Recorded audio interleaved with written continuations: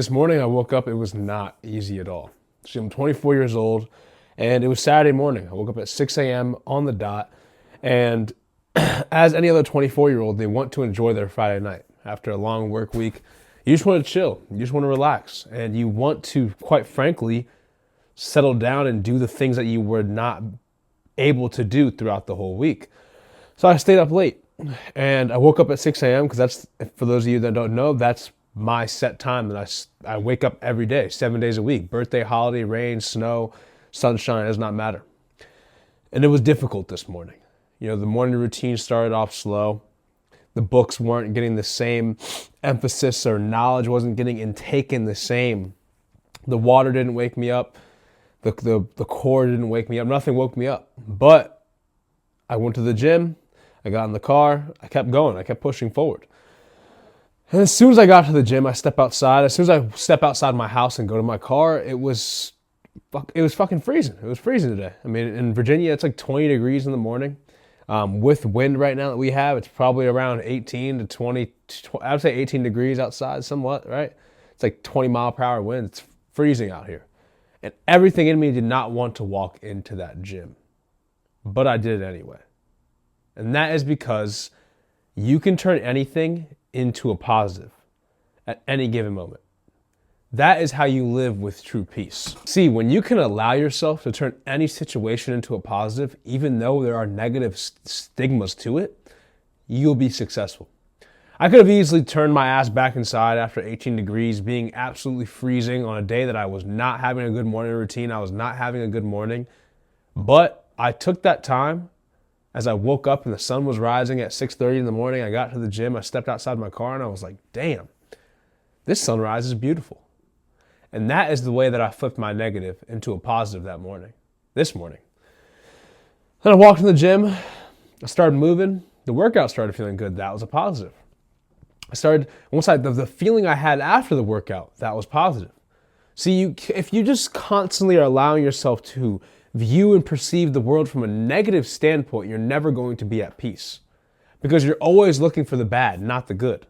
For the people that look for the good, though, they're always at peace. There's times in my life where I've had my car towed. I've had thousands of dollars I need to pay off. I'm not where I want to be in my life right now in this current moment. But am I going to allow that to dictate my thoughts going forward? Am I going to allow that to feed into me and influence the way that I think? No. I'm going to realize that, I have money to pay. I have to put one foot in front of the other. I can't worry about it, right? It's going to cause anxiety. I'm not where I want to be, then I'm going to work harder. These are the things those are how you turn things into positives. And when you do that, I promise you, you will be able to achieve anything that you want. And I've been having this thought, I've been wrestling with it all week. All week I've been wrestling with this thought. And it's came up a lot when I eat my food. For those of you who don't know, again, it's my breakfast. It's a simple breakfast I've been eating since the day I moved into this apartment, so 6 months ago. And it's just 3 cup of egg whites, avocado, chicken sausage. Got the avocado toast that I put on a piece of sourdough. I lay some nice local honey on there, put some everything seeds on top. Chef's kiss. The best part is the dates with the almond butter. Don't get me started, all right? So one day you guys are going to put you on to that meal, but every time that I eat that meal in the past, I would just scarf it down.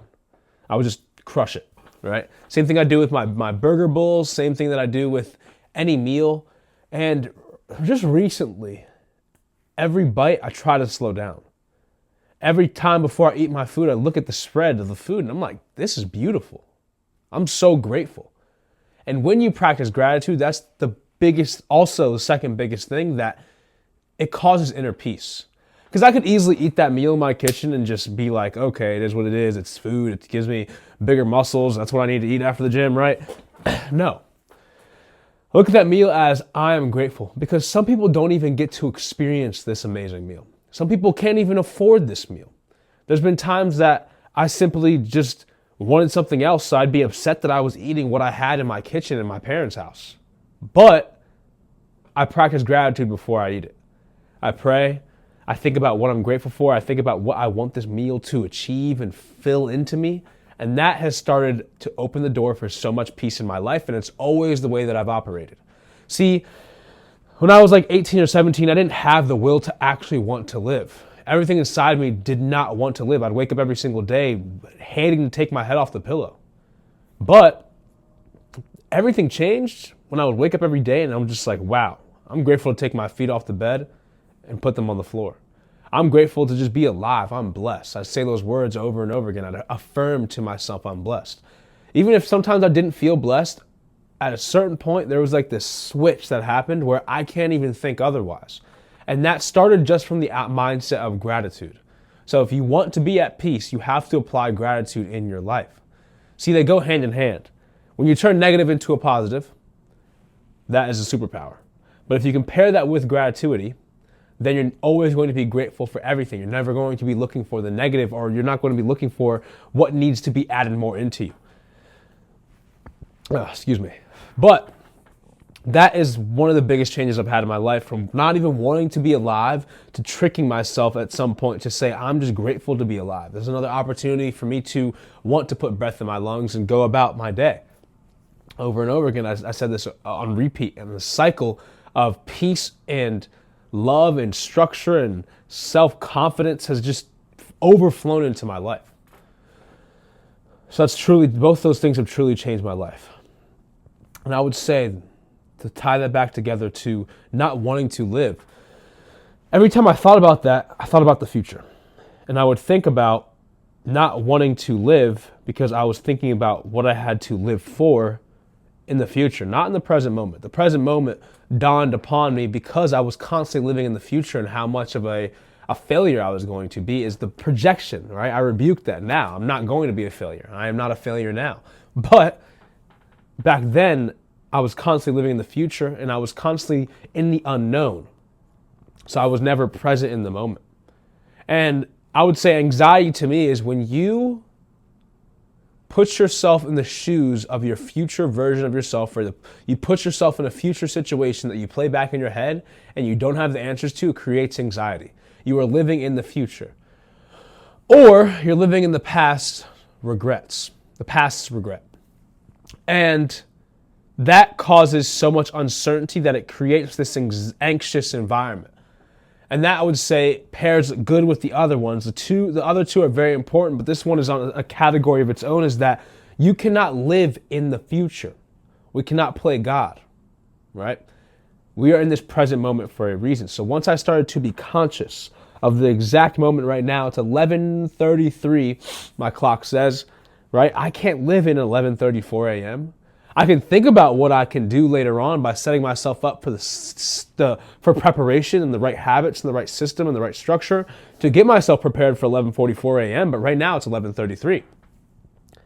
And that is the beautiful thing about life. If you're just present in the moment, I promise you, they will create a certainty that creates the future that you want.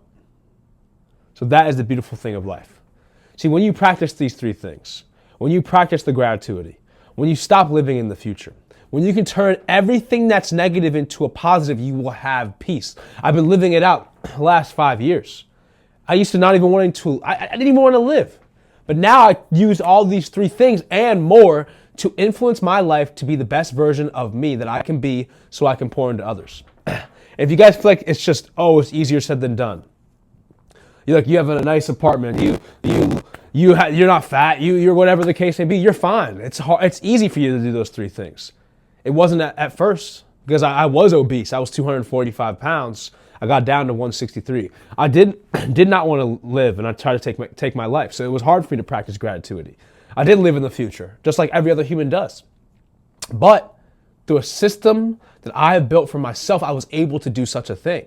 So if you guys feel like you cannot fathom even doing those things, you feel like you can't even process practicing gratitude and thinking about or writing down what you're grateful for, then I have an offer for you guys. See, I help individuals that were in my shoes 5 years ago, that feel like they don't have a purpose. They want to simply lose weight like I once did. They want to regain back control of their life, or they want to control their life back to the version that they know that they can be in this given moment. So I coach people one-on-one to do such a thing through a built system that I have made, step-by-step process that I've done for myself and my clients to regain their life just through practices that they apply every single day, right? And it's all through the 4 pillars: mindset, habits, nutrition, and training. These things will lead you to success. So if you guys are interested to learn more and you want to figure out how to regain control of your life or just properly apply your goals, then click that first link in the bio and I'll gladly love to help you guys. If it does not work, simply we just move on and I can hopefully plant that seed or make you guys realize what your faults are on our one-on-one call. So I hope whatever you guys are going through right now, these 3 things are applicable to your life, because I promise it was applicable to mine, and it was as well my clients. God bless you guys, and I hope you have an amazing rest of your day.